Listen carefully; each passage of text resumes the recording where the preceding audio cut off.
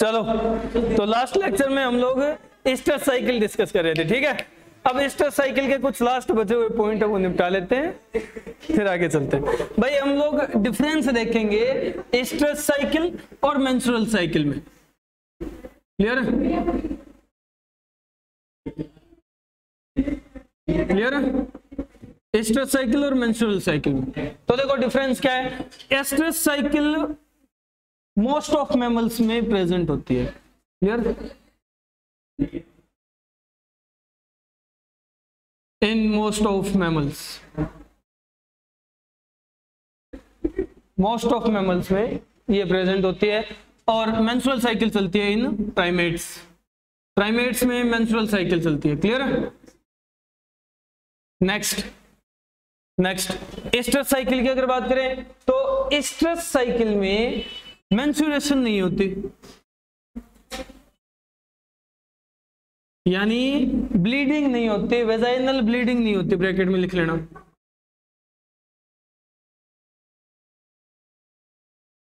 Clear?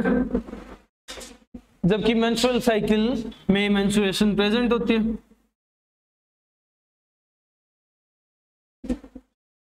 Menstruation present, clear है, यानी bleeding होती है। समझ गए? नेक्स्ट यहां मेंस्ट्रुएशन ना होने का रीजन क्या है? तो भाई मेंस्ट्रुएशन एंडोमेट्रियम लीनिंग की, जो यूट्रस की एंडोमेट्रियम लीनिंग है उसके स्लज ऑफ के कारण होती है ब्लीडिंग। ठीक है, यहां एंडोमेट्रियम लीनिंग स्लज ऑफ नहीं होती, तो यहां क्या होता है? यहां एंडोमेट्रियम लीनिंग वापस से, अगर फर्टिलाइजेशन नहीं हुई तो वापस से रीएब्सॉर्ब कर ली जाएगी। क्लियर है? रीएब्सॉर्प्शन ऑफ एंडोमेट्रियम, एंडोमेट्रियम की रीएब्सॉर्प्शन हो जाएगी। क्लियर है? जबकि मेंस्ट्रुअल साइकिल जिन ऑर्गेनिजम्स में चलते हैं उनमें ऐसा नहीं होगा। Endometrium स्लजेस of,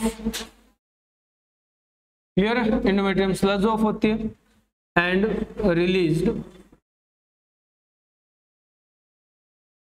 released out of body. Clear? Endometrium body से रिलीज आउट कर दी जाती है। क्लियर है? अब देखो जैसे यहां ये एंडोमेट्रियम है, क्लियर, और एक ये यहां है एंडोमेट्रियम। अब देखो क्या होगा, यहां एंडोमेट्रियम टूटेगी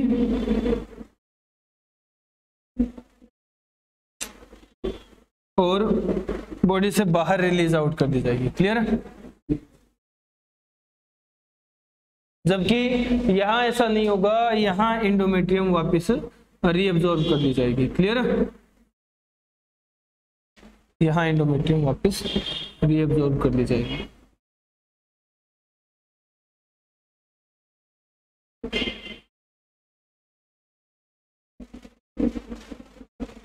समझ गए? ये डिफरेंस है मेंस्ट्रुअल साइकिल और स्ट्रेस साइकिल में। नोट कर लो।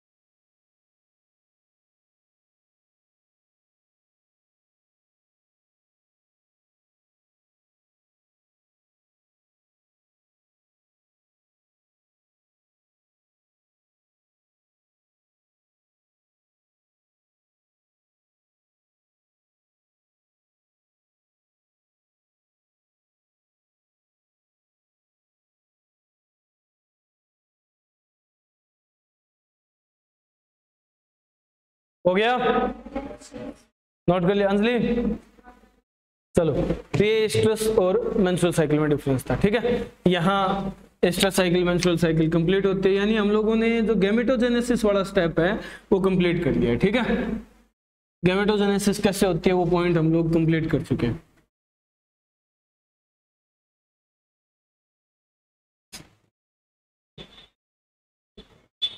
अब अपन फर्दर नेक्स्ट स्टेप पे आते हैं। नेक्स्ट स्टेप अपन डिस्कस कर रहे हैं। नेक्स्ट क्या है? गैमेटोजेनेसिस के बाद सबसे क्रूशियल स्टेप है फर्टिलाइजेशन। फर्टिलाइजेशन डिस्कस करते हैं कि कैसे होता है, कैसे फ्यूजन होता है। इसे हम लोग सिंपल टर्म्स में फ्यूजन कहते हैं, fusion of male and female gametes, male और फीमेल गैमेट्स का फ्यूजन।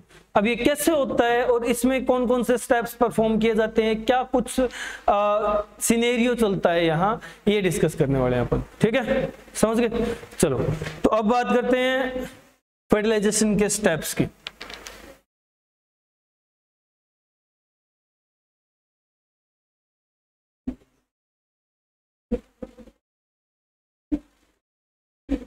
स्टेप्स की बात करें तो स्टेप में सबसे पहला स्टेप क्या है? सबसे पहला स्टेप क्या है यहाँ? तो फर्स्ट स्टेप अपन कंसीडर करेंगे फर्टिलाइजेशन का कि भाई फर्टिलाइजेशन के लिए सबसे पहले गैमेट्स को एक दूसरे के नजदीक लाना पड़ता है, ठीक है।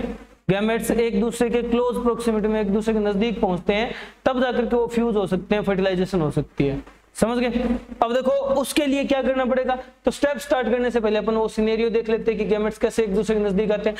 तो गैमेट्स ट्रांसफर वाला जो पॉइंट है ना, वो अपन यहाँ निपटा लेते हैं। गैमेट ट्रांसफर कैसे होता है? तो गैमेट ट्रांसफर होता है कि मेल अपने एक्सटर्नल जेनेटिलिया की हेल्प से फीमेल के रिप्रोडक्टिव ट्रैक्ट वेजाइनल चैम्बर में स्पर्म्स डिपॉजिट कर देता है। क्लियर है, समझ गए। इस प्रोसेस को इंसेमिनेशन कहते हैं, समझ रहे हो। चलो, तो अपन ये डिस्कस करें। यहां पॉइंट है इंसेमिनेशन। इंसेमिनेशन क्या है? इंसेमिनेशन है deposition of sperms into the female reproductive tract, female reproductive tract by the male with the help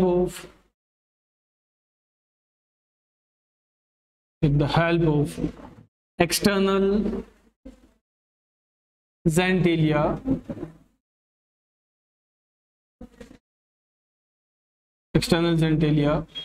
penis। Clear है। ड्यूरिंग कोइटस, या फिर हम लोग कहें सेक्सुअल इंटरकोर्स, क्लियर है। ये इंसेमिनेशन होती है, समझ गए, समझ रहे हो, ये इंसेमिनेशन होती है। अब देखो नेक्स्ट, भाई यहां से मेल ने अपने स्पर्म फीमेल रिप्रोडक्टिव ट्रैक्ट में पहुंचा दी, ठीक है, एक्सटर्नल जेनिटलिया पेनिस की हेल्प से। और ये कब हुआ है? कोइटस या सेक्सुअल इंटरकोर्स के दौरान, समझ रहे हो। अब इस प्रोसेस में कितने स्पर्म पहुंचाए जाते हैं, कैसे पहुंचाए जाते हैं? तो मेल जो स्पर्म डिपोजिशन करता है उसे कहते हैं इजेकुलेशन। क्लियर है, वो प्रोसेस है इजेकुलेशन की। और पर इजेकुलेट यानी वन इजेकुलेट में क्या होता है? तो वन इजेकुलेट में अप्रोक्सीमेट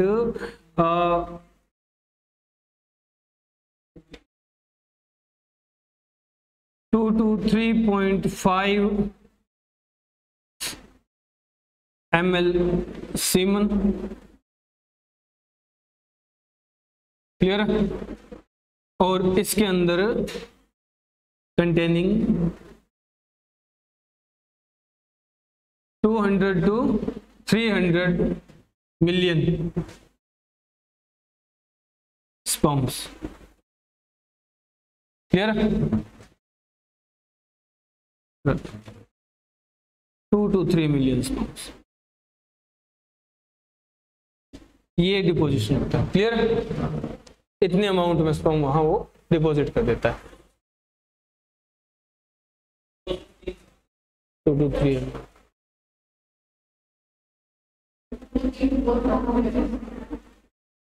हाँ, एट लास्ट 100 पहुंच पाते हैं। ठीक है, तो ये है, समझ गए?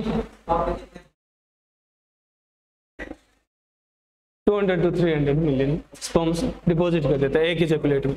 अब देखो इसमें क्या होता है, अब पर इजैकुलेट इतने स्पर्म डिपॉजिट करता है वो, एक बार में एक इजैकुलेशन में ये स्पर्म वहां उसने पहुंचा दिए। अब ये स्पर्म पहुंचे कहाँ है, ये सर्विक्स के एक्सटर्नल ओस तक पेनिस डिपॉजिट कर देता है। अब उससे आगे की जो मूवमेंट होती है वो स्पर्म खुद करता है। क्लियर? यानी सर्विक्स को पार करेगा, सर्विक्स के बाद यूट्रस से होता हुआ फेलोपियन ट्यूब, और फेलोपियन ट्यूब के स्टमक से होकर के एम्पुला तक पहुंचेगा और वहां जाकर के फर्टिलाइजेशन करेगा। तो ये मूवमेंट स्पर्म की होती है। अब स्पर्म मूवमेंट को हेल्प किससे मिलती है? क्लियर? तो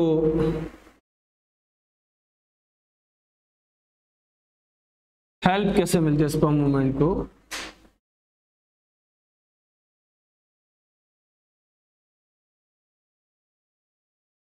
स्पर्म मूवमेंट को हेल्प कुछ फैक्टर्स करते हैं। जैसे पहला तो कि स्पर्म के पास फ्लैजिलेटेड टेल है। ठीक है, समझ गए? ऐसा मतलब ऐसा घुसता हुआ, ठीक है। फ्लैजेला है, फ्लैजेला लैशिंग मूवमेंट करते हो जाता है। इस पर्टिकुलर मूवमेंट को हम लोग कहते हैं lashing movement, lashing movement. Clear है? हाँ,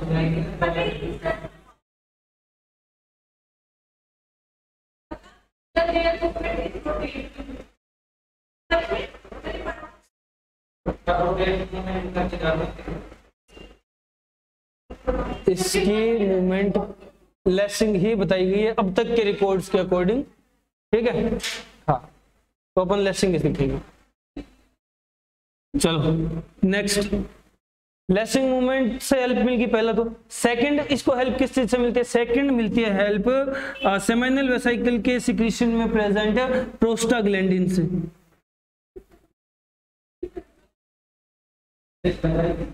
मजे आते हैं इसको समझने में। अब प्रोस्टाग्लैंडिन्स क्या हेल्प करते हैं? तो प्रोस्टाग्लैंडिन्स यहां करवाते हैं, एक तरह से तुम लोग ये समझो, फीमेल के रिप्रोडक्टिव ट्रैक्ट में पेरिस्टालिसिस परफॉर्म करवाएंगे प्रोस्टाग्लैंडिन्स, है ना। प्रोस्टाग्लैंडिन्स कॉन्ट्रैक्शन करवाते हैं स्मूथ मसल्स में। अब स्मूथ मसल्स में कॉन्ट्रैक्शन होगी तो वही पेरिस्टालिसिस वाली मूवमेंट होगी, जिसकी हेल्प से ये पूरा का पूरा सीमन जिसमें स्पर्म्स हैं इसको आगे की तरफ मूव कर दिया जाएगा। क्लियर है? समझ रहे हो? ये प्रोस्टाग्लैंडिन्स करवाते हैं। अब इससे नेक्स्ट और किस चीज से हेल्प मिलेगी इससे?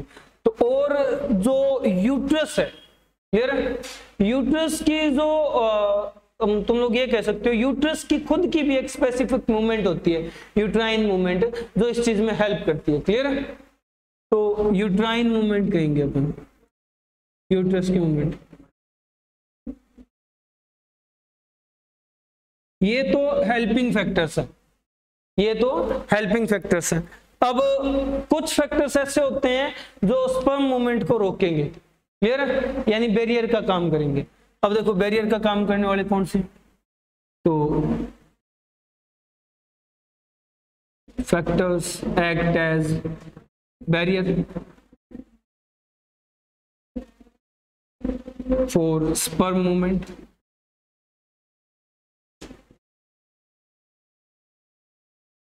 स्पर्म मूवमेंट के लिए बैरियर का काम करेंगे। अब ये कौन कौन से फैक्टर हैं?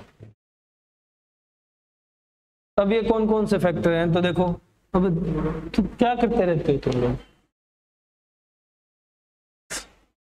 पहला फैक्टर है कि भाई स्पर्म मूवमेंट को रोकेंगे हाईली एक्सटेंसिव यूट्राइन की एंडोमेट्रियम लीनिंग। क्लियर है? समझ गए? तो हम लोग ये कह सकते हैं कि एंडोमेट्रियल ग्रोथ,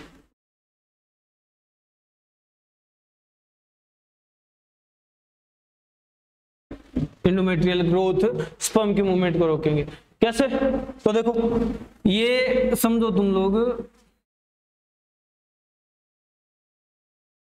यूट्रस है। अब इसमें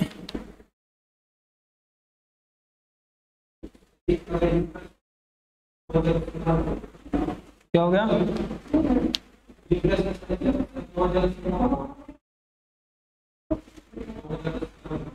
बहुत ज्यादा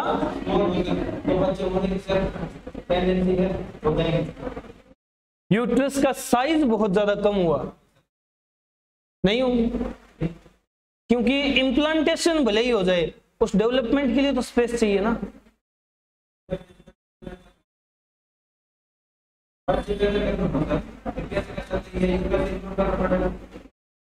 सैरोगेसी, हाँ तो फिर खुद नहीं कर पाएंगे ना, तो वो तो एक तरह से इनकम्पेटिबिलिटी होगी कि एनवायरनमेंट नहीं अवेलेबल करवा पा रहे हैं इस प्रकार का कि पूरी डेवलपमेंट हो जाए, फिर वो अबॉर्शन के चांसेस होते हैं।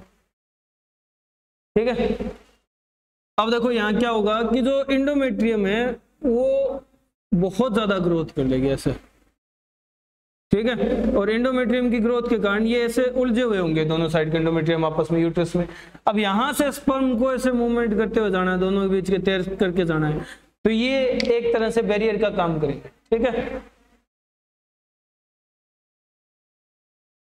अब ये एक तरह से बैरियर का काम करेंगे। ठीक है, पहली चीज जस्ट मिनट। सेकंड कि क्या होगा, जो यूट्रस की एसिडिक एनवायरनमेंट है, यूट्रस का जो एसिडिक पीएच है वो बैरियर का काम करेगा। क्लियर है? तो देखो एसिडिक पीएच, या फिर हम लोग ये कहें कंडीशन ऑफ यूट्रस, यूट्रस की एसिडिक कंडीशन स्पर्म की मूवमेंट को रोकेगी। क्लियर है? यूट्रस की एसिडिक कंडीशन स्पर्म की मूवमेंट को रोकेगी। और नेक्स्ट कैल्शियम आयन की प्रेजेंस स्पर्म की मूवमेंट को रोकेगी। क्लियर है? समझ लो। तो एक फैक्टर और आता है कैल्शियम आयन की प्रेजेंस।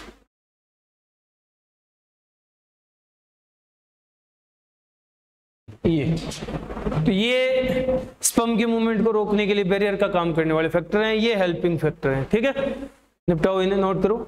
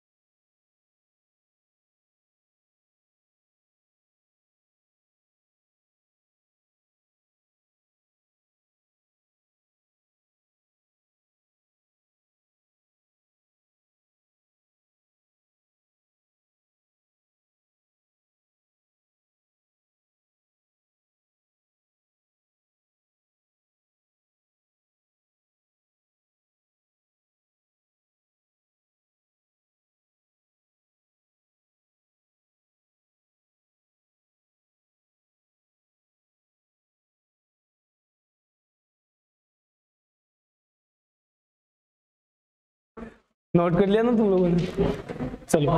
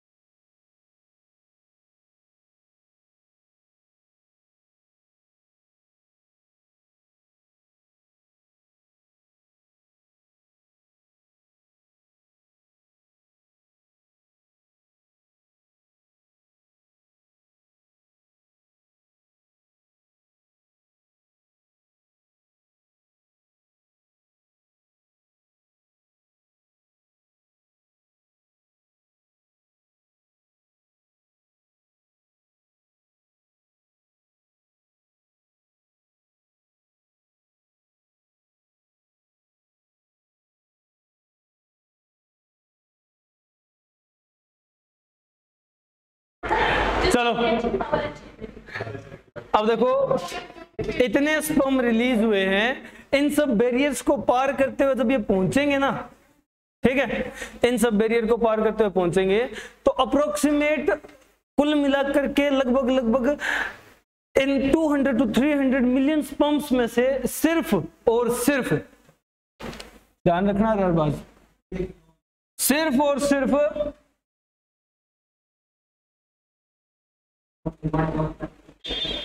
100 स्पर्म्स, सिर्फ 100 ही स्पर्म इन बैरियर्स को पार करके पहुंचते हैं फेलोपियन ट्यूब तक। क्लियर है? समझ गए? 100 sperms reaches up to fallopian tube,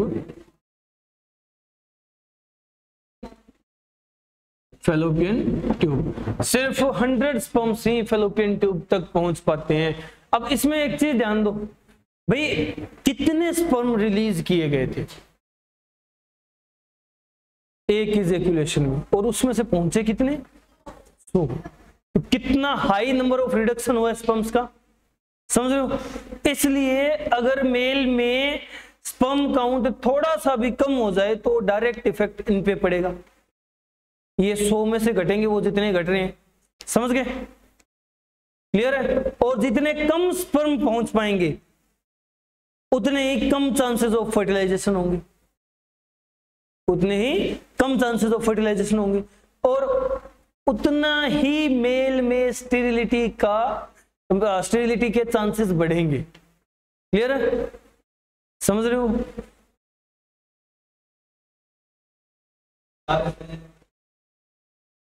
तो रीजन है कि भाई स्पर्म काउंट अगर कम हो गया ना तो स्टेरिलिटी बढ़ जाएगी, इस वजह से, क्योंकि बैरियर हम लोग रिलीज बहुत करते हैं स्पर्म्स, मेल काफी ज्यादा स्पर्म रिलीज करता है बट पहुंच इतने ही पाते हैं, तो वो आफ्टर ऑल वहां जाकर के प्रॉब्लम क्रिएट करता है। अगर ओलिगोस्पर्मिया हो गया यानी स्पर्म काउंट कम हो गया तो स्टेरिलिटी के चांसेस बढ़ जाते हैं, और अगर एजोस्पर्मिया हो गया, स्पर्म है पर मैच्योर नहीं है, ठीक है, कैपेसिटेशंस वगैरह उनकी जो फंक्शनल मैच्योरिटी है वो नहीं हो पाई, एजोस्पर्मिया हो गया मतलब स्पर्म मूव करने वाले नहीं बने, तो भी स्टेरिलिटी के चांसेस बढ़ जाते हैं। ठीक है, समझ रहे हो? ये तो समझाने के लिए था। तो भाई आफ्टर ऑल 100 स्पर्म से ही फेलोपियन ट्यूब तक पहुंच पाते हैं, उन 100 में फिर रेस लगती है और फिर वो जाकर के एक जो जीत गया वो बाहर आ जाता है। ठीक है, मतलब वो फर्टिलाइजेशन करता है, फर्टिलाइजेशन से जाइगोट, जाइगोट से एम्ब्रियो और एम्ब्रियो से हम एक ही अंदर जा पाता है। बड़ी दुविधा है ना। तो पॉलिस्पर्मिया की कंडीशन हो जाएगी। पॉलिस्पर्मिया अगर एक टाइम पे एक से ज्यादा स्पर्म, अभी अपन ये डिस्कस करेंगे अप्रोच ऑफ स्पर्म, स्पर्म कैसे अप्रोच करता है वो पॉइंट अपन डिस्कस करेंगे। इससे नेक्स्ट पॉइंट वही है, स्पर्म की अप्रोच डिस्कस करेंगे। अगर एक से ज्यादा स्पर्म एक ही टाइम पे इंटर कर गया ना, एक ही टाइम पे इंटर कर गया एग के अंदर एक से ज्यादा स्पर्म, तो वो फर्टिलाइजेशन भी उसी तरह से होगी और फिर वो पॉलिस्पर्मिया की कंडीशन है, डेवलपमेंट भी उसी तरह से होगी। और अब फर्दर फिर जाकर के क्या हो जाएगा, ट्विंस के चांसेस बढ़ जाते हैं। ठीक है, हाँ तो वो ट्विंस हो जाएंगे। तो आफ्टर ऑल क्यों नहीं हो सकते?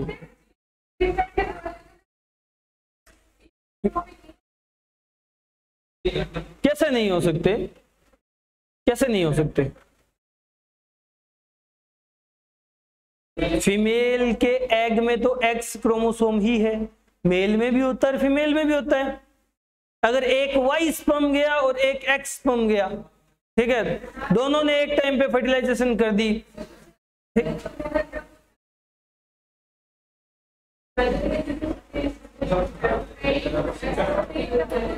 Monozygotic twins, brother brother sister sister किस केस में होते हैं?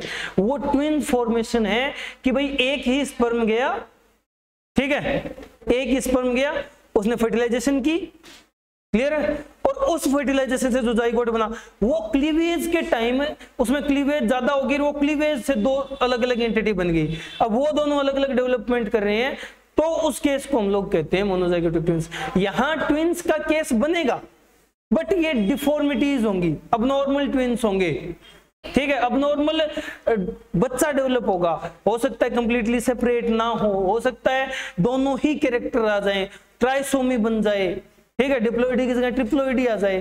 तो ये केसेस यहाँ रहते हैं पॉलिस्पर्मिया के केस में। अपन पढ़ेंगे ये सारी चीजें लास्ट में जब डिसऑर्डर्स करेंगे, एंजियोस्पर्मिया, ओलिगोस्पर्मिया, पॉलिस्पर्मिया सारे पढ़ेंगे अपन, ठीक है, समझ रहे हो? तो यहाँ कहने का मतलब आफ्टर ऑल है कि स्पर्म्स में से ये जो 200 to 300 मिलियन स्पर्म्स हम लोगों ने रिलीज किए हैं इस एक इजैकुलेशन में, इसमें से 100 ही स्पर्म हैं जो पहुंच पाते हैं आफ्टर ऑल डेस्टिनेशन तक। डेस्टिनेशन तक कहने का मतलब कि फैलोपियन ट्यूब में इन तीनों बैरियर्स को पार करते हुए, ठीक है, समझ गए? और इसी वजह से सेमिनल प्लाज्मा बेसिक रखा जाता है, क्योंकि uterine condition, intra uterine conditions acidic होती हैं, ठीक है, उनके न्यूट्रलाइजेशन के लिए सेमिनल प्लाज्मा बेसिक नेचर का किया जाता है। उसके अंदर बाइकार्बोनेट आयंस दिए जाते हैं, क्लियर, बाइकार्बोनेट आयंस की प्रेजेंस रखी जाती है, समझ गए? ये केस है।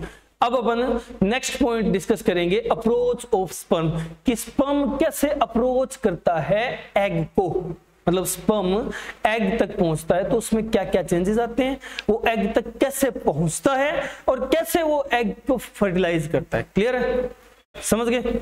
और ये अपन नेक्स्ट लेक्चर में डिस्कस करेंगे, ठीक है।